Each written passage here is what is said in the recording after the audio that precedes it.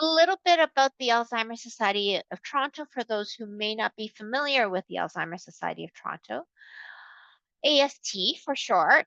We provide information, education, and support to people who are living with dementia, their family and friends, healthcare professionals, and the general public within the M postal code. We service all dementias, and diagnosis is not required to access our programs and services. Our services are offered in person as well as virtually through Zoom and the ALS Educate e-learning platform. To learn more about our upcoming offerings, please visit our website at www.alz.to. I'd like to now introduce you to our partner, the TDRA. Established in 2012, the Toronto Dementia Research Alliance, or TDRA, is a collaboration among the University of Toronto, Baycrest, the Centre for Addiction and Mental Health, Ontario Shores for Mental Health Sciences, Sunnybrook, and the University Health Network. Together with its partners, TDRA aims to strengthen the link between basic science and clinical research to better understand, prevent, and treat dementia. So I'd like to now hand it over to my partner over at TDRA, Natalie Dren, to tell you a little bit more. Hi, everyone, and thank you so much for joining our webinar today. If we can move to the next slide, Julie. Great. Okay, so as part of our education and community outreach, AST and TDRA developed a plain language research studies portal. So until July of this year, it was hosted on a website called the Toronto Dementia Network. We have now actually relaunched this website on TDRA's main website under the heading Participate in Research. We worked with our lived experience panel and website developers to make sure that the accessibility was improved and the user friendliness. And the portal lists dementia-related research studies that are taking place all across Toronto at TDRA's partner sites. All the studies that are listed on this website are led by TDRA-affiliated scientists. They have all been reviewed and approved by what's called the Research Ethics Board, and they're described in simple, clear terms. So you can connect directly with the study teams to express interest and learn whether or not you're eligible for the studies that are listed there. There are opportunities for people living with dementia, people with mild cognitive impairment, those at risk for dementia, caregivers and care partners, and healthy volunteers. So for more information, you can visit the website shown here in blue or scan the QR code. I will also share the link in the chat box, which I can do right now. So the link's in the chat as well. So if you'd like to have a look at the website and the studies listed there, you can do so. We can move to the next slide. Okay, so on the website, there are two main pathways. First, you can browse for a study on your own, and when you find one that you're interested in, you can fill out the contact form to be connected with the research team, who will enroll you in the study if it's something you're eligible for. Or at the bottom here in gray, if you're not sure where to start, you can fill out a questionnaire to be matched to a study. And any information you enter anywhere on the website will be securely stored and protected. Okay, next slide. Great. Okay, so this is kind of what the main interface of the website looks like. To find studies, you can use the search bar circled in red. You can type in a keyword like brain stimulation. You can apply filters or do both to narrow your search. You can also use the quick search buttons in the light blue boxes, which group studies by topic. So if you just click on the box, you'll be brought to a list of studies that match what the box was labeled. And then if you're not sure where to start, you can complete a short questionnaire and someone will help match you to a study. So to do this, you click the Match Me to a Study box in green, or scroll to the bottom of the page and click the blue button that says Can't Find a Study You're Interested in. And both of those options will take you to the same questionnaire where you'll fill out some information and then someone from the TDRI team will get in touch with you. So each study summary explains what the study is about, who can participate, where it takes place, and how much time is involved. And again, that's all in clear, easy to understand language. And the study we are discussing today is listed on the portal, so you'll be able to read more and connect directly with the study team there. Okay, so we'll move to the next slide. Okay, so we're lucky to be joined today. We were meant to be joined by Dr. Tawfiq Valiente as well as Dr. Alsawi, but Dr. Valiente isn't here today. So we're joined by one of the co-investigators on the study that will be discussed. So Dr. Alsawi is a neurosurgeon and epilepsy surgery clinical fellow at the University of Toronto. So thank you so much for being here today, and we welcome you to start your presentation. Okay, I'll be sharing my screen.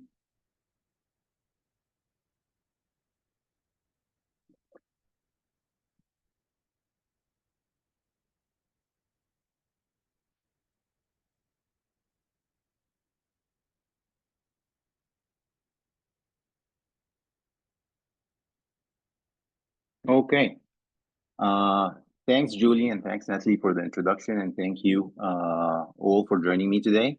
My name is Dr. Ahmed Alsawi. I'm a neurosurgeon and one of the co-investigators on this study. I'm here to share with you a new clinical trial at Toronto Western Hospital where we're looking for people to take part. The treatment we're studying is called deep brain stimulation, or DBS for short. It's exactly what it sounds like, a way to gently send tiny pulses of electricity to specific areas deep inside the brain to help them work better. In this trial, we're focusing on a brain area that hasn't been tested before for Alzheimer's disease. It's called the pedunculopontine nucleus, a bit of a mouthful, so we call it the PPN. This study is a team effort between University Health Network and the Center for Addiction and Mental Health.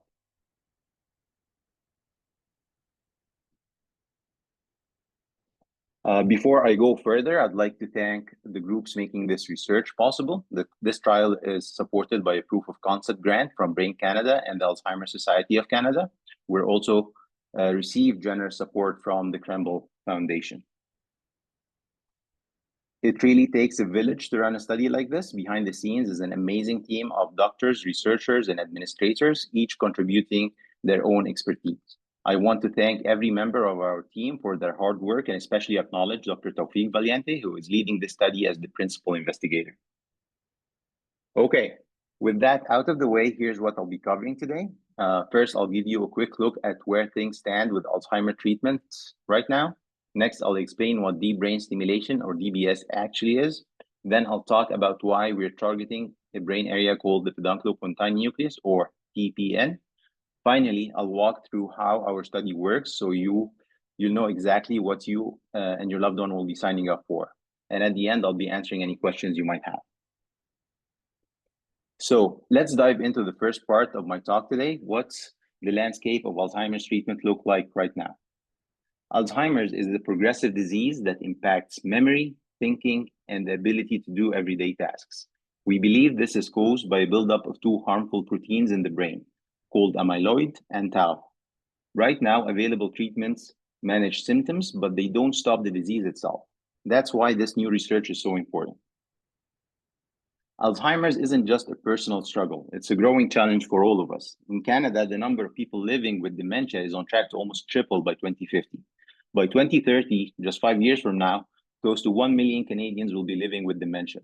The impact is immense and will be felt by everyone and in every community. After an Alzheimer's diagnosis, life expectancy is usually about 8 to 10 years, though it depends on the age and overall health. The disease puts an enormous emotional and financial strain on families and adds pressure to our healthcare system. Those statistics can sound discouraging, but there's one that offers real hope. 4 out of 5 believe new treatments will be discovered in the next decade, and that's exactly what trials like this one aim to achieve, turning hope into progress. In September 2022, after many years of effort, researchers finally found an anti-amyloid drug that seemed to help, at least a little. Scientists have tried targeting amyloid, the protein that builds up in Alzheimer's disease, for decades. But until then, the results had always been disappointing. This new drug called lecanemab showed some improvement in memory and thinking, which created a lot of excitement among doctors, researchers, patients, and families. However, soon after the initial excitement, experts in the field urged what they called tempering hype and hope. They pointed out several major challenges with the new drug lecanemab. First, regarding the efficacy. The drug improved cognitive scores by less than half a point on an 18-point scale. To produce a change that patients and families would truly notice, researchers generally say at least a full 1-point improvement is needed.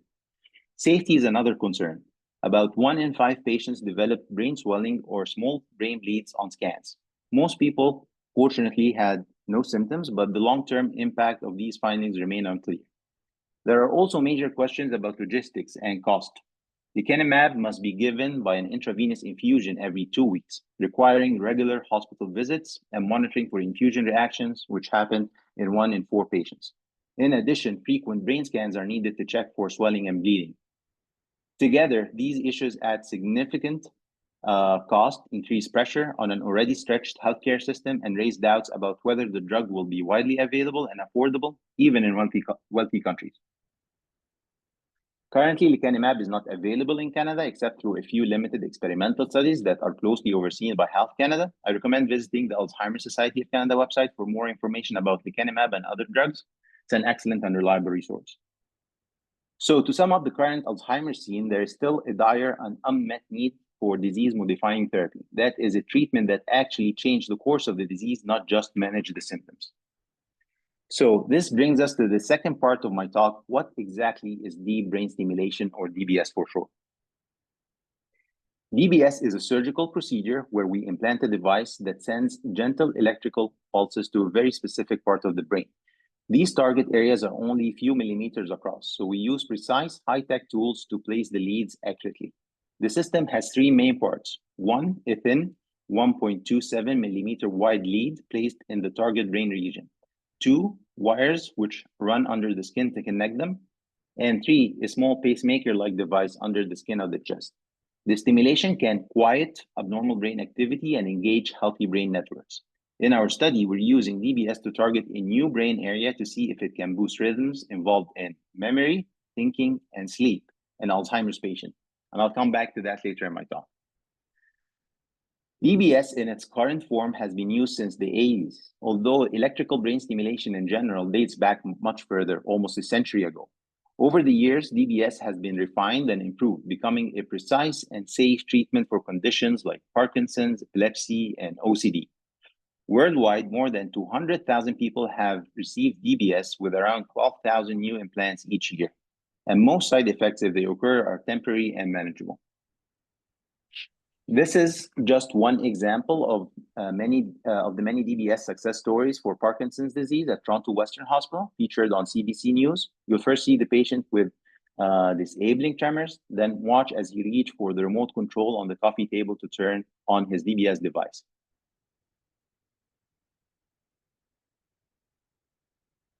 And just like that, the tremors stop instantly. It's one of the most rewarding procedures in neurosurgery, both for patients and for those of us who get to provide this treatment. So, what does DBS surgery involve? First, we make a small incision in the scalp and create an opening in the skull about the size of a loonie. Then, using carefully planned trajectory and highly sophisticated precise tools, we guide the lead into the exact brain area we're targeting. After the leads are secured in place, we tunnel the extension wires under the skin into a second incision in the chest. There, we create a small pocket under the skin to place a pacemaker. This pacemaker sends gentle electrical impulses in a controlled and adjustable way through the extension wires and leads to the targeted brain area. In our study, this area is called the pedunculopontine nucleus, or PPN. So why do we think targeting the PPN might help people with Alzheimer's disease? In the illustration on the right, the PPN is that small green spot. It's like a control center for brain rhythms that can drive attention, memory, thinking, and sleep. And here's what's striking is the very first place where harmful proteins build up in Alzheimer's, even before the symptoms appear, before then spreading to other brain areas.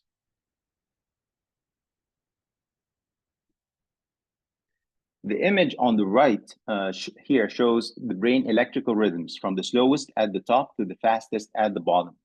The PPN is the main power source for the fast orange rhythms at the bottom, called gamma. Gamma rhythms are crucial for attention, memory, thinking, and in Alzheimer's, they become disrupted early, even before harmful proteins begin to build up. In a landmark 2015 study, researchers have found that restoring gamma rhythms help the brain clear harmful proteins, improve memory in animal models. Over the past decade, growing evidence suggests that boosting gamma rhythms could slow or even modify the course of Alzheimer's disease. This is exactly what we hope to achieve with PPN stimulation. Another important function that PPN regulates is sleep. Sleep is critical for your brain to organize memories acquired during the day and link them with older ones, a process called a sleep memory consolidation. Many of you might have noticed that a good night's sleep can help you improve at something you practice, like playing a song or learning a new dance, even without practicing more. Sleep also has a very important restorative function. It helps take the brain trash out. Researchers have found that during sleep, brain clears harmful proteins, including amyloid and tau, much faster when we are awake. Unsurprisingly, sleep is disrupted early in Alzheimer's, even before the symptoms appear, making it harder for the brain to store memories and clear harmful proteins. Poor sleep and Alzheimer feed off each other. Disrupted sleep raises harmful proteins, and the proteins further disrupt sleep, creating a vicious cycle that drives decline, a cycle we hope to break with PPM stimulation.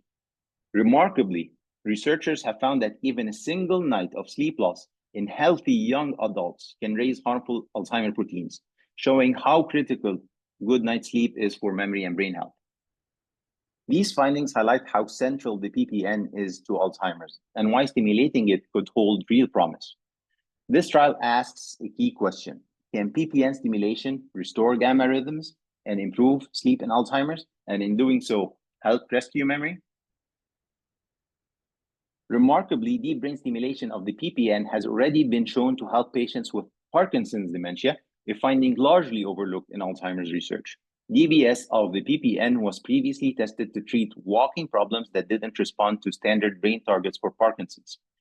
While it didn't improve walking, doctors unexpectedly noticed better attention, memory, and thinking, even though those trials weren't designed to measure such changes. Researchers also found improved sleep quality. In this trial, we hope to replicate these benefits in Alzheimer's dementia. Importantly, DBS of the PPN has been used in more than 100 published cases with an established safety profile.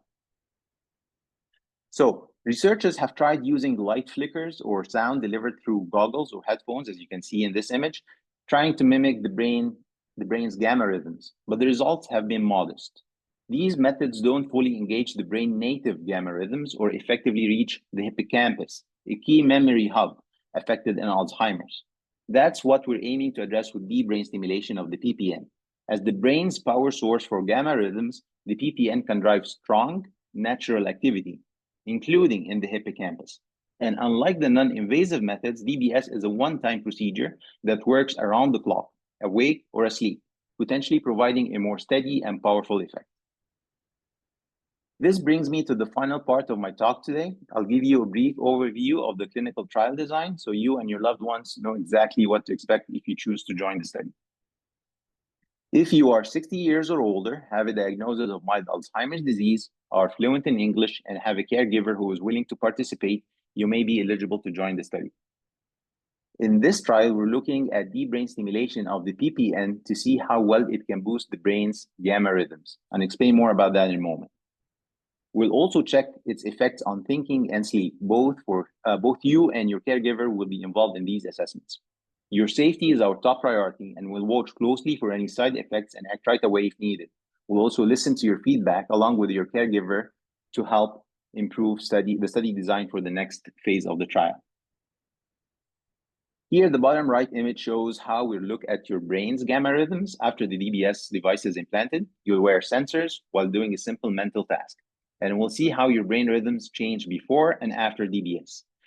We are focusing on something called theta gamma coupling, a brain signal that's important for memory and is often weaker in Alzheimer's.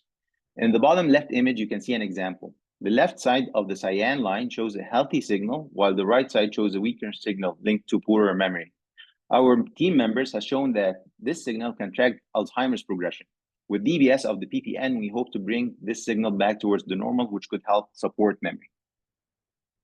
If you choose to join the study, we'll first make sure you meet the eligibility criteria. If you do, We'll enroll you and start with some baseline tests so we can track your progress after DBS. Next, we'll schedule the surgery to implant the device. You'll usually go home the next day and get back to your normal routine within a few weeks. About a month later, we'll turn on the device and adjust the settings to get the most benefit while avoiding side effects. Any side effects are temporary and can be reversed right away. After that, we'll see you for follow-up visits every 3 months until the study ends at 12 months. At that point, we'll talk with you about whether you want to continue, turn off, or remove the device based on your experience. So to sum up today's talk, we're testing deep brain stimulation of the PPN as a new way to treat early Alzheimer's disease. Why the PPN? It's one of the very first brain regions affected in Alzheimer's, and it's also the control hub for gamma rhythms and sleep. Why does that matter? Gamma rhythms and healthy sleep are vital for memory, attention, and clear thinking, and they are disrupted long before symptoms appear. In animal studies, restoring gamma rhythms cleared toxic Alzheimer proteins and rescued memory. And in people with Parkinson's dementia, PPN stimulation has already improved both memory and sleep. So the question this trial is asking is simple but profound. Can we bring those same benefits to people with Alzheimer's? So thank you all for joining me today. Our trial is currently enrolling patients. If you or your loved one might be interested in participating, please reach out to us using the study email on the screen, and we'll walk you through the process and answer any questions you'll have. I'm happy to take questions now.